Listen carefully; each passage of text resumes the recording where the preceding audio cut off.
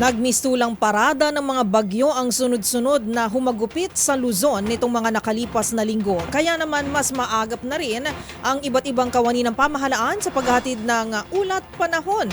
Pero maliban dito, alam nyo ba na sa tulong ni na Bantay at Mingming ay pwede rin nating maramdaman ang nagbabadyang sama ng panahon? Galing naman. Kung paano, alamin natin sa Experts Opinion Report na ito. Nararamdaman ng mga alaga nating aso at pusa kung may paparating na sama ng panahon o bagyo.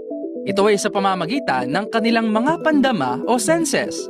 Ayon kay Dr. Lizzie Ewens, isang feline medical expert, kumpara sa tao, may kakayahang mas maagang malaman ng mga pusa kung may paparating na sama ng panahon dahil sa kanilang sensitibong ilong at tenga. Pero paano nga ba ito malalaman? Ang biglaang pagbabago raw ng kanilang ugali ay posibleng nangangahulugan na may bagyong paparating. Kabilang narito ang kapansin-pansing pagiging iritable ng mga ito o hindi mapakali at walang tigil sa pagngiyaw. Isa rin sa mga senyales na ipinapakita ng mga alaga nating pusa ay ang paghagod sa kanilang tenga at ang walang tigil na pagdila nito sa kaniyang balahibo na posibleng dulot ng pagbabago ng atmospheric pressure sa paligid.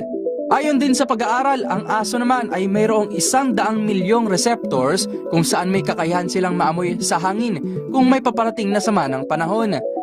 Kumpara rin sa tao, higit na mas matalas ang pandinig ng mga aso, dahilan upang marinig na nila ang kulog kahit nasa malayong distansya pa lamang ito. At kagaya ng pusa, nagpapakita rin ng mga senyales ang aso, tulad na lamang ng pagkagat sa kanilang paws o paa, hindi mapakali, nagtatago sa mga blankets o sulok, whining, maging panginginig at paglalaway. Sa ganitong mga pagkakataon, paalala pa rin ng mga animal expert o maging mga fur parent na panatilihing kalmado at safe ang ating mga alagang aso at pusa tuwing may paparating na sama ng panahon.